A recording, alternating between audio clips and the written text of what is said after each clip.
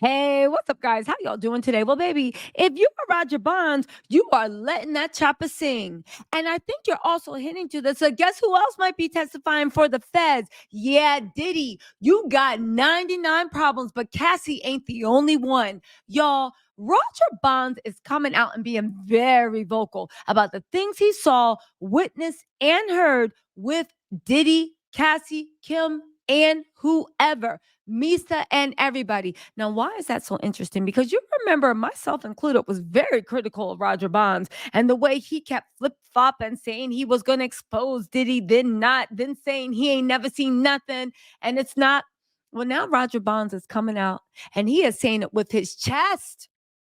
Diddy, it wasn't only Cassie, and Diddy is full of it.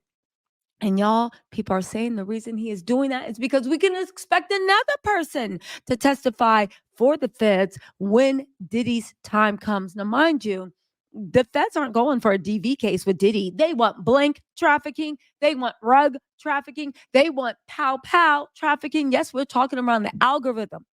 We are talking out the algorithm. And it looks right now, Roger Bonds is taunting Diddy, letting him know you thought you got rid of all the evidence, but baby, they got even more. He said that Diddy didn't know that Cassie had an extra copy of the incriminating abuse footage.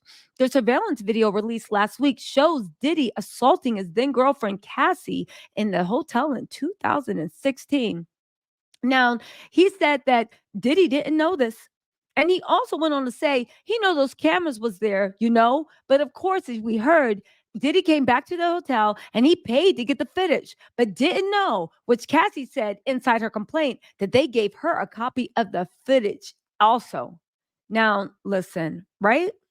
Um, the thing is, all right, he went on to say that he has seen himself, Diddy, be violent toward women at least 4 or 5 times during his tenure, and told him he is a king manipulator and got into wrestling and punching matches with women. He said, I've even seen him with Kim Porter, the mother of his kids. I seen him inside the car, grab her. I seen him smack her. And one thing about Kim got to the point where she fought back because she realized how powerful she was. Now, let me get this straight, right? One, I think that the fact that Roger Bonds is now speaking up, he knows that the feds are watching his back. He knows that Diddy's reign of terror is over, and he knows he is safe to speak out. Mark my words. When, not if this trial comes, Roger Bonds will probably be testifying for the prosecution. But I'll just say one thing. Everybody better be testifying for the prosecution. You're going to go to jail and get obstruction of justice and lie to the feds for the diddler? Were those freak offs that important? What type of Molly lace gummy bear ecstasies is he giving everybody? I really honestly don't understand why anybody would stand up for him. But get this, right? Get this. A couple of things come up from this. This lets me know 100% that the feds leaked that tape to CNN. And again, when I say leak, they shared information with a trusted news source to get an effect that would help with the prosecution. That's what U.S. prosecutors do. If y'all don't think that the feds share information with CNN, baby, grow up. And please go look at the sources. Anyway, right? So here's the thing, how you know the feds got it. Because in Cassie's settlement, people talk about that NDA. Just let me cook. People talk about that NDA. And the NDA is always like, that's why I couldn't apologize. Diddy was the one that told everyone that there was actually an NDA in place. That's why I couldn't say Cassie's name. I couldn't say Cassie's name because of the NDA. So you let us know there was an NDA in place. That lets us know that in the settlement negotiations, Diddy has a very good lawyer, Jonathan Davis, a very good lawyer. So what does that tell us? That tells us that in the settlement negotiations that they went through, Cassie, when Douglas Wigmore was negotiating with Diddy, he let Diddy know we have a tape to confirm this.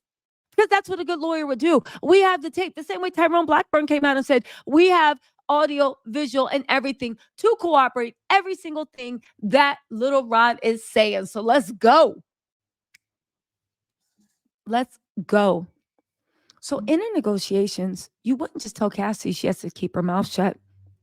You would say, any and all evidence you have ever showing Diddy being what you describe as abusive, being what you described as this, doing that, any and all video evidence, any recordings, any logs, any communications, you must turn this over and we will write you a check for what? 30 million, 80 million, 100 million. We will write you a check. That's how settlements go with NDAs.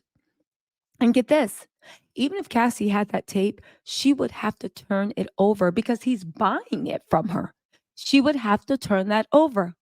And I'm sure there's some clause in the NDA that says if she ever spoke about that, the contents of the tape, that would also be in violation of the NDA because I'm sure Cassie would have to write down anybody that had it. So Diddy just settled with Cassie. And now Diddy has that tape in his possession. And now the feds go and raid Diddy's house. And now the feds have that security footage in their possession. Now, here's the thing. After they got that footage from the hotel, Diddy might have destroyed his version of it.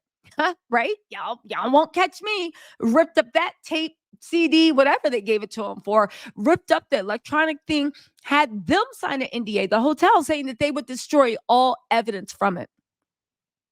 But see, because you just settled with Cassie, you still had that Kate, and you didn't settle with, and you didn't destroy it yet. And because you were keeping it around for God knows what, now the feds have it. And that's how the feds got it. And Cassie has talked to Rodger Bond. That's why she put Rodger's Bond name in there. And what's more, it looks like the feds have talked to Rodger Bond. And it looks like Rodger Bond has found his voice. And even though he might have been quiet in the past and said other things, baby, he's speaking up now. And he's letting that chopper sing. You guys, this is one of the most biggest downfalls we've ever seen. And it's a downfall that is worth it.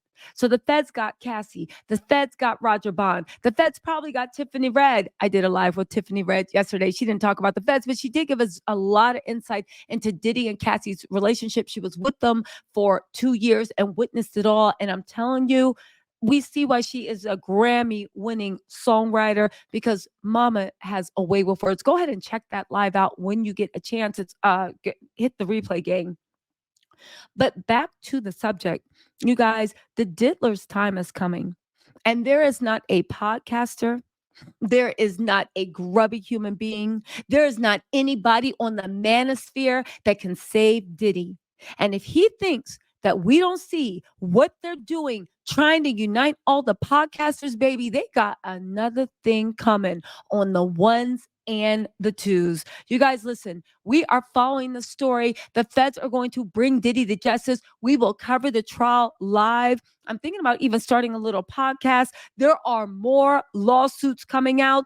Diddy is done. But baby, at this point, everybody that isn't standing on the side of justice, y'all better shut up and eat your rice because as we know, there's plenty of room in the county jail. And baby, this is the year of everything getting exposed. You can catch this heat too, okay? The only people that are excused from speaking on what's right are his victims and his alleged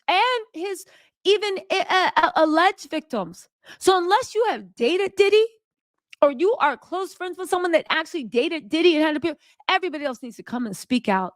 Anyway, y'all, let me know what you think in the comments. I will talk to y'all later. Bye.